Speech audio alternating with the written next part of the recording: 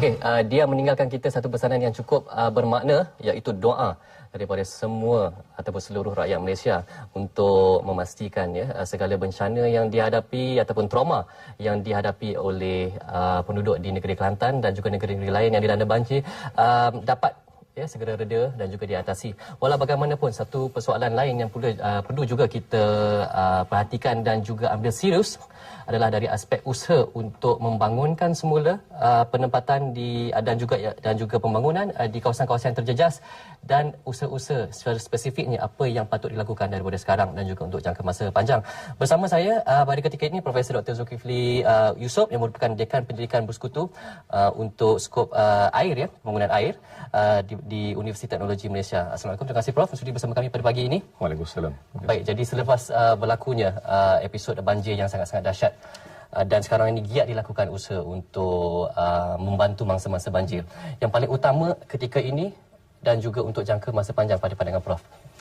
Terima kasih kerana bagi saya dalam Selamat Pagi Malaysia. Sama-sama. Anggaran awal yang dibuat untuk kerosakan lebih kurang 1 bilion ringgit. Berlaku dalam masa yang begitu singkat. Dan ini tidak termasuk kos umpamanya yang kita tak dapat ukur dengan wang ringgit. Psikologi, hilang peluang untuk membuat aktiviti harian dan sebagainya. Dan kita lihat juga begitu banyak kemusnahan yang berlaku, rumah yang hanyut lebih kurang 1,800 buah. Jadi saya rasa langkah-langkah pembangunan semula ini boleh bagi kepada yang jangka pendek yang segera dan juga langkah-langkah jangka panjang. Pada saya yang paling penting sekarang ini ialah kita kena bantu mangsa yang hilang rumah tu dan perlu ditempatkan semula ataupun diadakan rumah-rumah sementara yang mereka boleh duduk. Jadi keadaan mereka duduk dalam kemah yang tidak berdinding, kena nyamuk dan kena hujan pada waktu malam adalah sangat menyedihkan. Jadi saya rasa yang pertama sekali ialah strategi untuk menyediakan perumahan yang memadai, berpatutan dari segi harga dan dapat dibina dengan cepat. Kita juga boleh melihat bahawa kebanyakan daripada masa-masa banjir ini adalah mereka yang duduk di kawasan riparian zone ataupun di kawasan sepanjang sungai yang memang keadaan seperti itu, kawasan seperti itu adalah sebenarnya terdedah kepada banjir. Kita boleh kata bahawa mungkin ini berlaku 40 tahun sekali dan sebagainya. Tetapi yang kita kena lihat ialah bila ia berlaku, kemusnahan akan begitu besar dan dengan trend banjir yang kita lihat naik dengan begitu mendadak, mungkin tak sempat bagi mereka untuk menyelamatkan diri.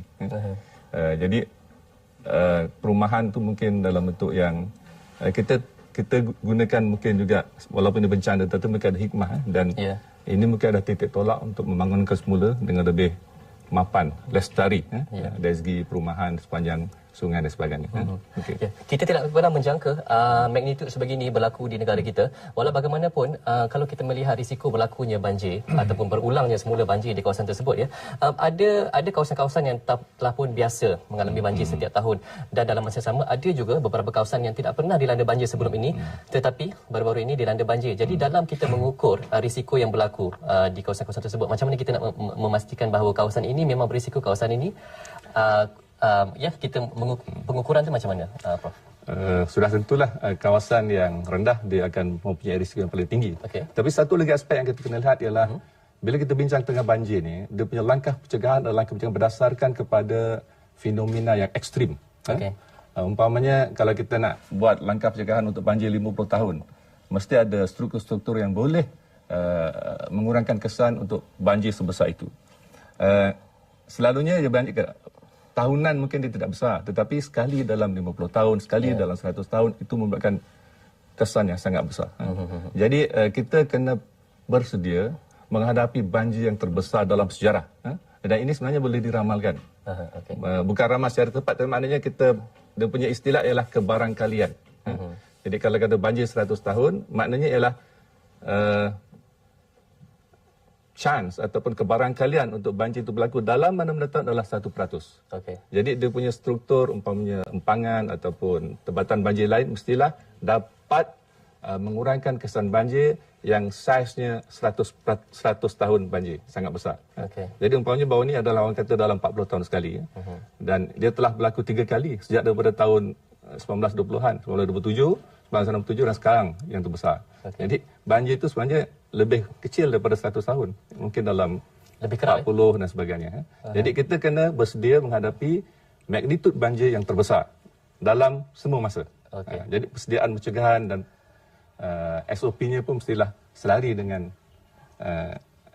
banjir terbesar dalam sejarah. Tak boleh kita menjangka banjir tahunan saja, tapi banjir skala terbesar yang kita ketangani. Okey, kalau kita ingin melihat dari sudut skala memang apa yang berlaku tahun ini sangat besar. Walau bagaimanapun jangan kita lupakan tahun lalu episod banjir yang sangat teruk juga melanda negeri Terengganu, negeri Pahang. Dan itu juga di luar jangkaan walaupun tidak sebesar tahun ini. Jadi mampukah kita mengejar ataupun kita berlumba dengan masa supaya persediaan kita itu dapat kita siapkan sebelum sebarang risiko itu berlaku dengan lebih besar lagi sebelum ini. Sebelum itu di Johor 2006-2007 itu sangat besar juga dan berlaku 2 kali juga. Ada gelombang kedua. Kemudian di Terengganu dan di Pahang. Di Sabah juga pernah berlaku banjir yang dahsyat juga. Kalau kita lihat Kelantan dia ada satu taran yang sangat besar. Lebih kurang 88% daripada negeri Kelantan itu adalah lembangan Sungai Kelantan. Dan dalam lembangan Sungai Kelantan itu sebenarnya tidak ada satu struktur yang besar yang boleh menahan banjir. Kita cuma ada empangan pergau. Empangan pergau itu adalah empangan yang dibina untuk menghasilkan jana kuasa. Jadi pada masa itu tantangan untuk membina dam itu sangat kuat. Jadi TNB dia cuba optimize dia punya saiz waduk atau reservoir tu sekecil yang mungkin, tetapi boleh memberikan heat yang cukup untuk menjana tenaga. Dalam masa sama, oleh kerana reservoir ada kecil, dia tidak dapat menampung ataupun mengurangkan kesan banjir. Mungkin sudah tiba masanya kita lihat balik strategi yang lebih bersepadu, umpamanya dengan membina struktur dam di bahagian hulu. Mungkin banyak tantangan, itu banyak tantangan daripada orang lain sebabkan dam sekarang tak popular, tetapi kita boleh membuat multi-purpose dam. Dam berbagai guna. Kita boleh buat dam empangan untuk pencegahan banjir, dalam masa sama boleh dijadikan empangan untuk bekalan air, dalam masa sama boleh digunakan untuk kontrol sedimen. Jadi ada 3-4 fungsi dan kita boleh buat rekreasi, boleh buat aquaculture untuk mendapatkan ROI yang lebih baiklah. Kalau kita buat untuk tenaga saja mungkin dia tidak ekonomik, tetapi kalau kita buat untuk multi purpose dia menjadi lebih ekonomik. Tapi kontroversi tetap ada. Kontroversi tetap ada. Dan kita kena buat benefit cost analysis yang termasuk juga kesan pada alam sekitar, kesan pengurangan banjir dan sebagainya. Dan akhirnya kalau kita punya analisis bagus, kita kena convince the people lah. Maknanya ini memerlukan satu ruang perbincangan yang khusus mengenai penggunaan empangan kerana dari situ banyak skop-skop yang perlu dipahami. Walau bagaimanapun Prof menyebut tentang penyediaan rumah penempatan sementara khususnya bagi masa-masa banjir. Kita cuba mendapatkan laporannya daripada Syuhada Dato' Hashim di Gua Musang ketika ini yang membuat liputan khusus mengenai penempatan sementara di sana ataupun kemah-kemah yang disediakan. Assalamualaikum, selamat pagi Syuhada. Selamat pagi, Hizri. Syuhada berikan gambaran mengenai kemah sementara ataupun penempatan sementara yang dibangunkan, dibinakan untuk penduduk di sana, silakan. Mereka yang terjejas banjir dan kehilangan tempat tinggal di Gua Musang di Kelantan ini bakal diberikan penempatan sementara dalam bentuk kemah sebelum penempatan kekal untuk mereka siap dibina nanti dalam satu jangka masa. Dan penempatan kemah sementara ini merupakan yang pertama seumpamanya dalam usaha membantu mereka yang terjejas banjir meneruskan kehidupan dengan lebih ada privasi lah. Dan memandangkan sesi persekolahan yang akan dibuka beberapa hari lagi, mereka yang berada di pusat pemindahan banjir di sekolah-sekolah yang terlibat akan dipindahkan ke kemah-kemah sementara yang disediakan ini. Dan penempatan sementara ini dihaskan untuk keluarga yang hilang tempat tinggal, terutama mereka yang tinggal berhampiran dengan sungai di sekitar Gua Musang ini. Jajahan Gua Musang merupakan kawasan pertama dikenal pasti dan di Kuala Kerai akan menyusul pembinaan kemah-kemah ini mungkin hari ini ataupun mungkin esok, dan kemah yang didatangkan di dalam kotak ini mengambil masa 30 hingga 40 minit untuk siap dipasang satu kemah. Dan Hazri, dalam masa 3 hari saya berada di sini, semua kemah sebanyak 100 kemah telah pun siap dibina di sini, dan semalam progres dia telah pun dibina fasiliti-fasiliti seperti ada tiang elektrik, ada kawasan untuk surau seperti surau sementara untuk mereka solat, ada tempat mandi, ada tempat masakan dan sebagainya. Kira kawasan kemah itu dibina satu komuniti yang lengkap oleh kerajaan. Dan konsep penempatan kemah ini merupakan komuniti yang sempurna di mana ia mempunyai segala fasiliti yang saya sebutkan tadi. Dan kemah yang digunakan merupakan kemah jenis tahan lasak mengikut piawaian antarabangsa dan mempunyai aliran udara sistematik. So siapa yang tinggal dalam tu tak akan berasa panas lah sebab ada aliran udara yang sistematik, serta ada penghadang untuk memisahkan ruang dalamnya untuk keselesaan penghuninya. Dan setiap set kemah disertakan dengan set survival keluarga yang mengandungi beg tidur, peralatan masakan dan set kanak-kanak, dan kemah tersebut boleh memuatkan 5 hingga 6 orang dalam satu-satu masa, Hazri. Okey. Dari sudut ketahanannya, berapa lama mungkin ia boleh bertahan sebelum masa-masa mungkin akan mendapat pendapatan yang lebih tetap? Apabila saya bertanya kepada NGO yang menyediakan kemah ini, iaitu Shelter Box, mereka kata kemah ini boleh bertahan 6 hingga 12 bulan untuk digunakan, kerana ia dibina daripada jenis material yang begitu tahan lasak dan diguna juga di negara-negara lain. Okey. Baik, terima kasih banyak-banyak Syuhada atas liputan yang dibawakan. Sangat memberangsangkan ya perkembangan yang dibawakan itu. Okey, itu satu sudut ya, dari sudut penempatan. Untuk jangka masa panjang, bagaimana pula Prof? Kerana bukan saja melibatkan perumahan tetapi juga mungkin infrastruktur lain, ya, kemudahan-kemudahan yang lain. Selain daripada pencegahan empangan tadi, saya rasa perlu juga kita ada menilai semula penyumbang lain, umpamanya faktor guna tanah. Faktor guna tanah yang banyak dikatakan oleh, yang ramai yang dikatakan oleh banyak pihak bahawa umpamanya pembalakan merupakan perkara yang menyebabkan banjir lebih serius.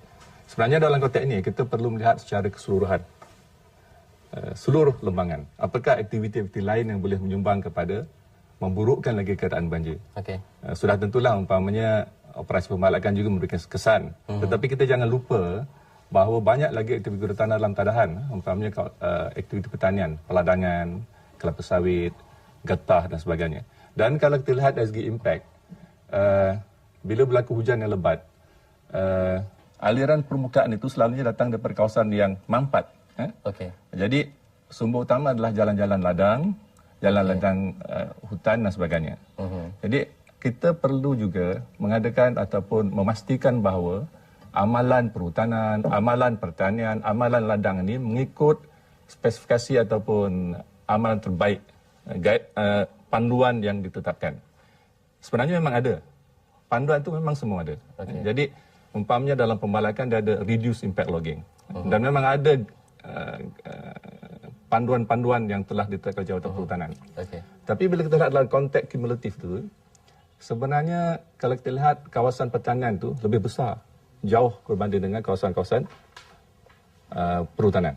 Jadi kita lihat secara balance, secara seimbang, kesan daripada pertanian, kesan daripada ladang kelapa sawit, kesan daripada ladang getah dan juga kesan daripada aktiviti perhutanan. Supaya kita tidak memberikan satu formula yang salah. Bila kita cuba menangani masalah ini masa depan secara keseluruhan dalam satu lembangan. Malah kalau kita lihat bahawa aktiviti pertanian umpamanya kelapa sawit, dia lebih intensif dalam menyebabkan tanah yang mampat, sebabkan bila nak tuai buah kelapa sawit itu dia gunakan mesin. Kalau getah pula dia manual. Jadi kalau ladang getah berbanding ladang kelapa sawit, kesan hidrologi dari segi hakisan dan juga potensi banjir lebih besar berbanding dengan getah dan juga berbanding dengan hutan. Okey, jika kita mahukan perubahan tersebut berlaku dan juga cepat, berapa lama Prof? 5 tahun, 10 tahun, 20 tahun? Secara ringkas? Saya rasa dalam 5 tahun kita boleh ada satu planning yang kuat, apakah struktur pencegahan banjir yang perlu ada dan mungkin sudah boleh dilaksanakan dalam tempoh 5 tahun. Bergantung juga kepada keuangan. Dan ini faktor yang sangat penting dan saya rasa ini adalah juga kes yang sangat unik di mana peranan NGO sangat baik. Kalaulah peranan NGO boleh diteruskan membantu kerajaan dalam aspek ini, saya rasa ia akan lebih cantik. Baik. Terima kasih banyak-banyak Prof atas pandangan yang diberikan. Prof Dr. Zulkifli dan juga pasukan akan turun ke sana ke Kelantan untuk melakukan tinjauan awal dan juga penyelidikan untuk mengenal pasti punca-punca dan juga antara langkah yang boleh dilakukan untuk mencegah daripada berlakunya sebarang bencana yang berskala maha dahsyat seperti yang kita saksikan di penghujung tahun lalu dan juga mungkin limpahannya masih lagi berlaku sehingga sekarang ini.